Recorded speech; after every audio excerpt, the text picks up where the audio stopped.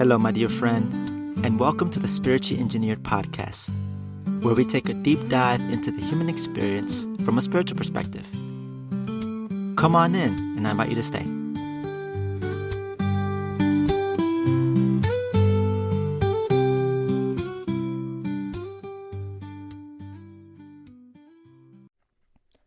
So I wanted to begin this episode to talk about my experience reading this book called The Four Agreements. And although this is normally when I talk about anything is normally in the case of a book is when I finish the whole thing is when I would actually talk about it. But I'm actually still in the process of still reading it. I'm like several chapters into the book. And mind you, the book isn't even large. It's not, it's rather small compared to other books that I've read. But what makes this book special is that because of the fact of wisdom, knowledge shared in this book, I've been digesting it slowly but surely. And I think that happens with a lot of interesting other books. There's not a whole lot of them that I do that I kind of approach it like this, but this is definitely one of those books where I have to digest it little by little, because it's like as I'm like learning and digesting something, and even the author kind of alludes to this at some point. It's like cultivating these new seeds that I just planted, or that was planted by the author in my own garden to help grow and flourish. Ultimately, just making me, to flourish myself. Let me kind of go into it. So I want to talk about at least what I've been gathering so far, because I think it warrants talking about it. And so when it comes to, before I get into it, why it makes a huge sense for me, because it's like a lot of the stuff I've been reading isn't something new, that I have had some understanding, but I think it's also through my experiences, especially my recent travel, going to summer camp and reflecting and journaling and a lot of good things that's been coming up. Reading this book felt like it was something that was the right time, the right place for it. Like it felt like it was in its own best timing. So one of the things that I'm a believer of is that we all act according to our concepts, to our belief systems. This is why it's important to practice doing the inner work and building self-awareness, because at times we may carry on concepts about ourselves in the world from other people. Oftentimes it originates from our loved ones, and they too picked up stuff that wasn't theirs to begin with from their loved ones. And it's been this kind of generational thing, this series of patterns that just goes on for generations upon generations, until someone down the line decides something different and says, nope, I'm going to cut this pattern that's been going on for so long, and instead I want to go and to start something different and better. You could say perhaps in some ways for the future generations. And so that's a very interesting thing, because for me, with the growth process and working through a lot of stuff, at some point I came to realization, and my guidance shared this with me. As a matter of fact, actually, I think it came about when I was attending this one event at the Capitol, at the U.S. Capitol. And what I've gathered from that event was just recognizing how much I'm personally dealing with as far as the programming and conditioning that I have deeply ingrained within myself. And having said that, at least I haven't become more aware of that, of the magnitude of it.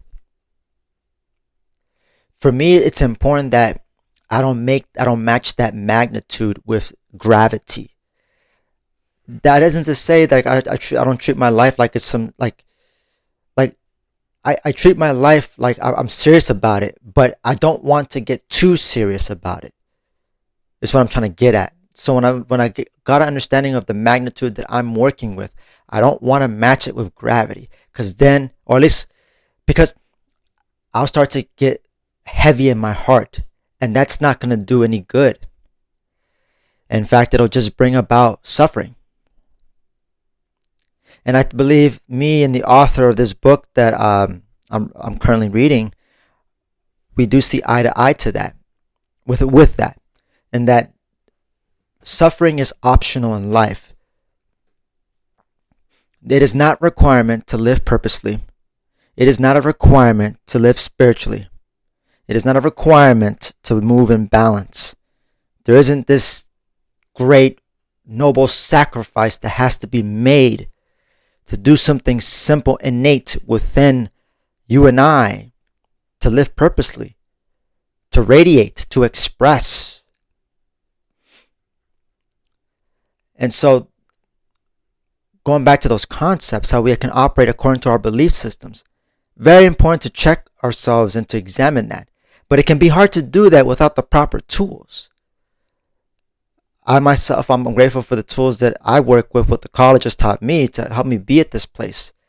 This is why I'm always going to be talking about them, and why I always share those resources in the show notes, because it's helped me tremendously in my life, helped me to navigate better my inner world that's got, just like how each and every single one of us, there's so much going on, there's so much depth to each and every single one of us in our inner world. There are tools needed, and this is why it's good to look for teachers who lead by example, to show the way to, okay, how can I navigate through my own stuff here, what's going on. Look at these belief systems, these concepts I have that's holding me back. Because the bottom line, when it comes to the suffering, what causes the suffering, let me put it in perspective. Whatever suffering you endure, that's upon you. You're the only person that can bring about suffering to yourself. Nobody else. Nobody. Anything I start pointing to in the outer are just excuses. Are just excuses. Now, to some, it could sound pretty harsh. But for myself, with what I've understood and learned and gained through experience about why it's important to be responsible for myself, my energy, my thoughts, my feelings, where am I, how am I doing? Like these simple things, checking in with myself, how important that is to maintain as a part of my routines. It's essential. Otherwise, I'm going to start living life, I'm going to start living hell. When in reality, in the same token, I can still, I can either be operating in hell or I can be operating in heaven. Both things can happen at the same time. Do you understand why it's important now, having said that, why it's important to choose? But how could someone choose if they don't know any better? If they're still operating out of the old program and conditioning? And so if there's anything, if it's worth anything, I definitely recommend reading this book. It's definitely a good stepping stone in the right direction that's really geared towards what I'm all about. Which another thing me and the author, we resonate with is personal freedom and how valuable personal liberty is. Because it is through my liberty I can either bring about hell in my own life, suffering, or through my own personal liberty I bring about heaven, peace, ease in all my situations and in my challenges. Now, one of the things I wanted to regroup on for this episode about the book, even though a lot of things I've already this isn't anything new to me, it hits different because of the fact that it's a good timing. I'm reading this book at the best time that I can right now in my own evolution. That's a big reason why. And there's something about when you look at the 4 agreements, or even just stripping it down to just like the word agreement. When I think about agreement, I think about something that I consent to. And it's something that requires my active participation in, meaning I'm putting my energy into it. Going back to consent, like, okay, I agreed to this. But the thing is, we can make agreements unconsciously. Now, agreements is another way of saying concepts and belief systems, in a way. Not necessarily the same, but similarly. But again, agreements is like, what are these, in some sense for me, it's like, what are these standards that I'm upholding?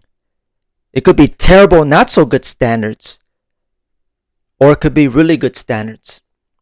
And the difference is, if it's good or not so good, is it serving me or is it not?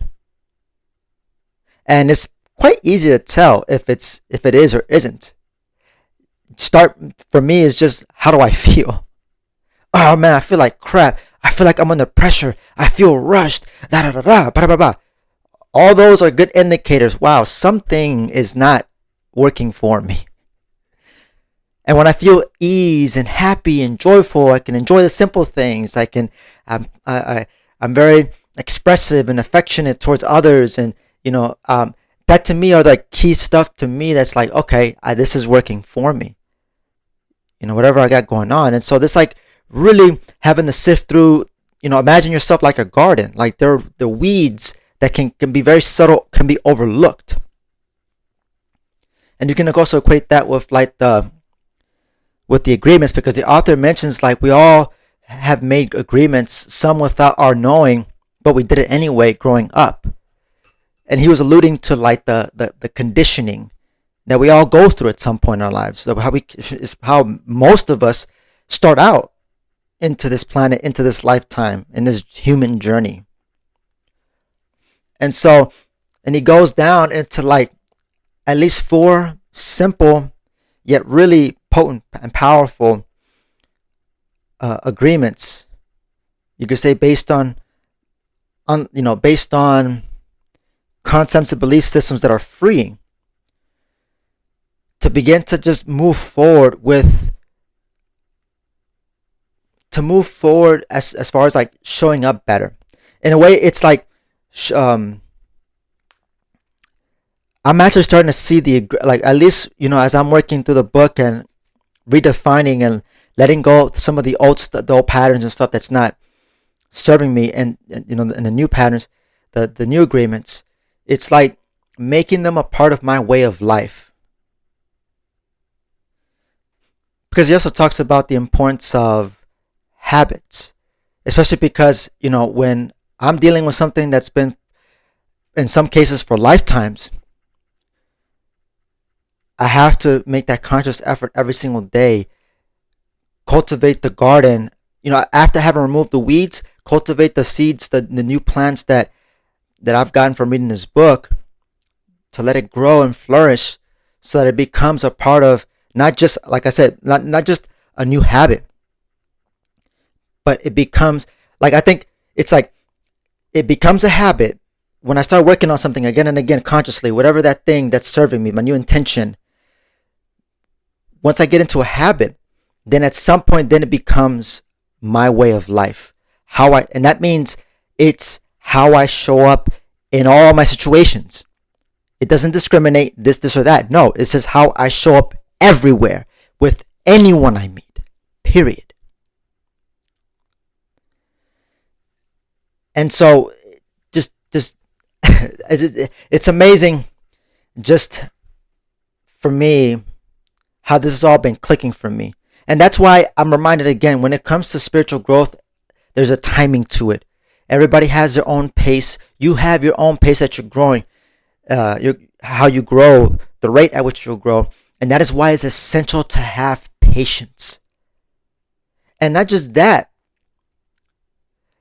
also what I've been reading from the book and I've been reminded of and that I'm practicing more of is just being here in the present, not getting myself caught up in the past or worried about the future.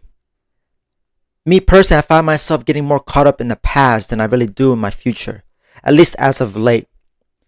And I think really taking it a moment day by day is the best that I can do. Again, it's logically, it sounds like, yeah, it makes sense. But when it comes to experience, this is our feeling nature, our feeling part where we, okay, what does experience say? Logically, okay, I can have all these concepts and belief systems, but experience is the ultimate teacher. It tells me exactly where I am. So that's why I'm saying all this. Like, okay, yeah, I get it, duh, but I'm actually wanting to share that perspective of like, for me, no, this is like, I understand that this is a process for me. Take, for example, I'll go over, I don't want to spoil the whole book, but one of the agreements that the author shares is don't take anything personally. I think this is a good segue. I'll just share that one, and I recommend you read the book. Again, it's a very small read, and it's like, I got it on like a physical copy on Amazon, like around $10, I think, more or less. And so this is one perfect example. Like, okay, don't take anything anybody says personal, or don't take anything personal, right? And I think what's interesting about that one actually kind of hit me pretty deeply. Like, not in the sense it stimulated me, but more so like it was that time where I'm already was putting that together, but now it's like, I don't know. For me, it was just like the further cultivating that the thing that was within myself of just not taking it personal. I was like, already doing that, but just the way the author articulated it really helped put things in perspective. Where there was a moment or moments when I felt a shift, and I think there were growth shifts because it felt really significant, and I felt more secure. I feel more secure. So don't take anything personal. Logically, yeah, it definitely makes sense. Duh. However, not everybody, even then, for some, it could be a logical, obvious thing. But it's not necessarily the same for every other person. Everybody's at different places in their lives. Planet Earth is a school, keep in mind.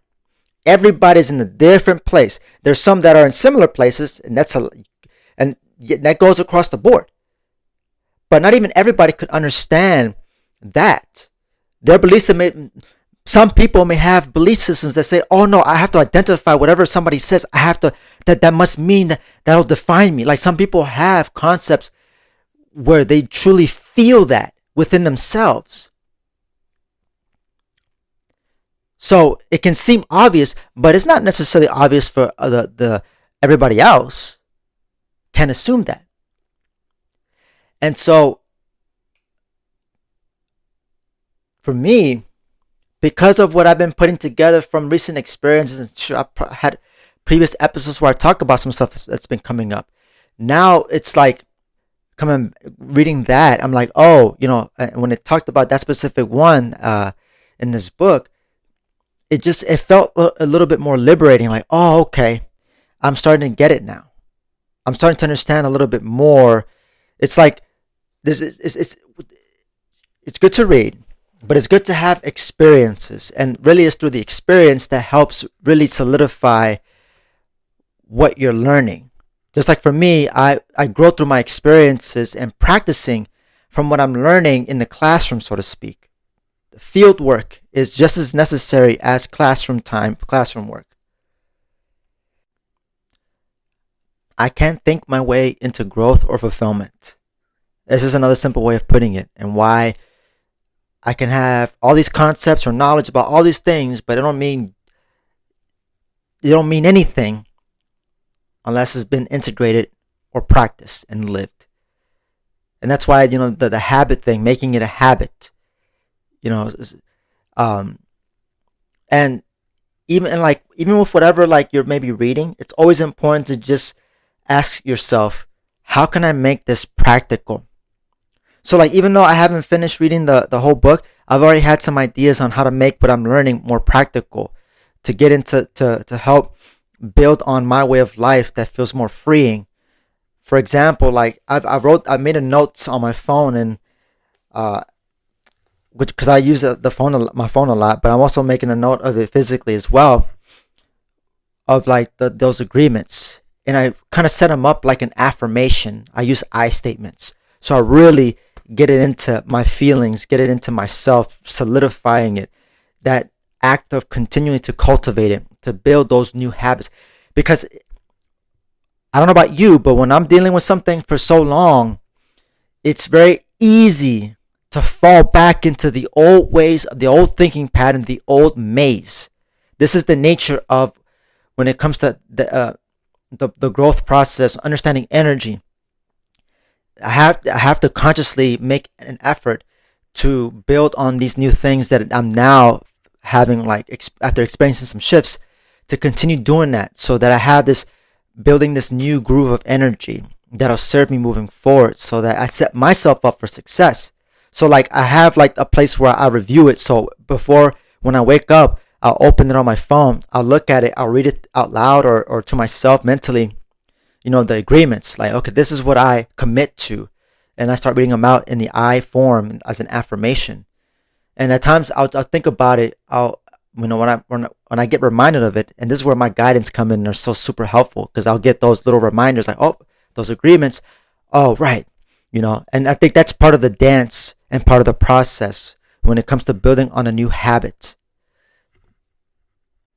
And another way I'm making it practical for myself is that I simply set it as an intention or as a goal now into the next month for August 2026. And just that's like I consider that my spiritual goal of what I want to work on, to unfold, to cultivate my new agreements that serve me. And that's the important thing there. So like with whatever it is you're digesting, if you're a reader, if you like to read personal growth stuff, it's always important to like sift through and filter through. Okay, discern. Okay, what do I need to work on? And just this very thing that I just pointed out for myself was like, okay, this is the thing I actually need to work on. This is a high priority, and I don't need to add on to many more. I don't have to add on any more things to try to overwhelm myself. Da da da da. I don't need that. I don't need that in my life. I need to be single in my, what was that saying? It's be single in thine own eyes, or something like that. It's like to be singular and focused in my energy, putting into this, because I know after discerning this for myself and deep diving, I know that working on these things here, especially these agreements for myself, I have identified how it can affect and how it can heal different other areas in my life where I've experienced a bit of turmoil, that bit of suffering. So wherever you're building on the solutions, make sure it's geared towards and directed towards those areas where you're experiencing suffering and turmoil. I think that's a very key thing I want to emphasize there. It's like wherever you have that pinned down and you've got it, then that's, to me, is a good indicator that it's a good place to be. Okay, as far as my direction, where I need to go in my own spiritual unfoldment, to keep it simple. And all this to say, keep the whole process simple. Don't make it complicated. The moment I start making all these ideas and all this stuff, I have to take a step back, breathe. Hell, sometimes I have to like pause, stop doing something if I'm like feel like I'm suffering doing something, if I'm working on a project. Give myself some time, take a breather, walk outside for me, and then I come back. Create that space again, that buffer where I'm just like in my own vibration, tune back into my own kingdom of heaven within. And that's something that's available to everybody. And I think that's part of what the 4 agreements is all about. It's just helping people come back to the kingdom of heaven, that vibration, that state of being in the beautiful now, the present moment. Won't find it in the future. Definitely won't find it in the past. And at the end of the day, all we have is the now. That's all that there will ever be. That's like universal truth there, in my opinion. So I'm glad to have been reading this book at the time that I am right now. And I feel like I'm just going to continue going at it, going about how I usually do with all my spiritual work and practice. How can I make it practical? Inviting my guidance and to give me insights, tips, ask for their help. And you could do the same for your team as well too. And you'd be surprised the assistance that can come out of nowhere, the blessings through a person, through a situation. You might perhaps even noticing something or a sign even. There's no limit. And it's just those right there, it's just been indicators that, okay, yeah, I know I'm doing all this and I'm working all this, but I can also bet that I got the help and assistance to make this happen. And, and when you have something very clear on what you're working on, when you have something very clear that you're working on, those are the moments when I know I receive a lot of extra support, because of I'm more organized, or rather I'm organized enough to be able to grasp a simple goal that I'm moving towards, a goal to help me feel more free inside. So this is a very important thing. Like I said at the beginning of this episode, we all operate, we all act, behave, do things according to our belief systems, programmings. We're run by them. It's kind of how we operate. So it's important to make sure that those belief systems, the programming that you're operating out of, make sure it's serving you and not hindering you and holding you back. And me just perhaps maybe being at the age of 34 right now, it's just like time is becoming more precious. My life, I have to be really intentional about my energy, focus, and attention and where it goes. I mean, I'm not perfect in this, mind you, but getting better at it and unfolding more self-respect in that regard. And I think that's part of what self-respect is all about. It's like, where am I investing my energy, my time, and attention and focus? Do I spend it more on things that build me, that inspire me? Or do I actually put it towards things that just make me feel flat, uninspired, bored, or this is that? Or dull, or down, The list goes on. I don't want to go into that list. But more of what's empowering. And so, I'll leave you, at least I want to wish to impart with you, what are some old agreements? And again, think about patterns, concepts, belief systems that you're aware of. That it's a thing from like looking back from your own personal experiences, right? Like, what are some old agreements that need to be released? An example for me, one example would be perfectionism, or the need to have to get it right. That's an old agreement I want to let go of. What about you? And then, what are some new agreements that you want to live out moving forward? And I recommend reading the book. And I haven't mentioned the author, but it's the 4 Agreements by Don Miguel Ruiz. And so, if you look up the 4 Agreements, it's one of the top books up there you'll find. And that could be a good place to start. If you're one of those individuals that you're not really sure, you feel like super lost, that would be a good place to start. And then build from there. Because that's how I'm treating it. I'm reading the book to kind of help, even though it's kind of already adding to what I've been putting together for myself. But now it's just like, okay, now I'm building it out. I'm building out my inner foundation some more, making it stronger, more weatherproof. So when those storms come through, whether it's within me or my environment, other people, I'm not as shakeable as I was before. And I can be of service at any time, anywhere, to myself, to other people. And I can embody and move with that sense of peace, the kingdom of heaven within myself. And so think about those new agreements for yourself, or I recommend reading the book so you can start building out some new agreements that serve you, that say like, okay, these are the standards that I uphold within myself, that I gently hold myself accountable, not being harsh about it, not being like, oh, why, especially in those moments where there's going to be moments where, I know for me, where I fall short at times. But I think it's to keep on going. And I think this is why it's important to make it a habit. But also, just because I break a habit, I fall short of a habit, a positive one that I'm building, doesn't mean I failed.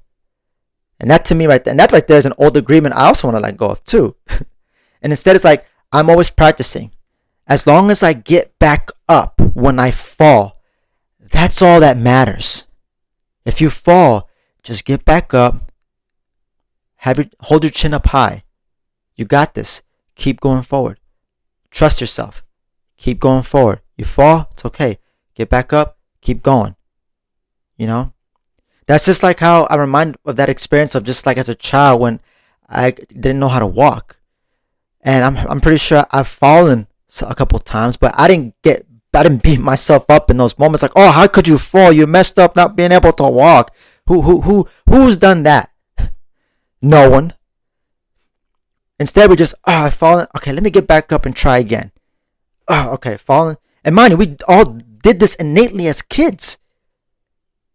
So that spirit, that childlike spirit, the wisdom and all that, all that's to say, you did it before and you can do it again. You've got this. You're able to walk. That's proof that you can build and instill new habits in your life. Renew your commitment to yourself so that you live your best life. And embrace everything that your life has to offer you. Because there's so many blessings, so many beautiful things. Even the things that aren't so pleasant, there's a lot there to help, to help aid us in our own growth. It's just steering clear of the suffering part, I think, is the big thing.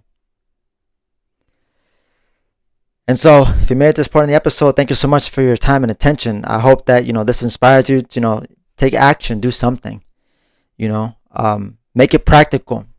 Don't just digest like I know I have in the past. I'm guilty of it. But until I start to make it practical, get into the experience, and also be willing to be uncomfortable and experience so that I can really integrate what I'm learning. I have to be out of my comfort zone. At least I found in my own experience.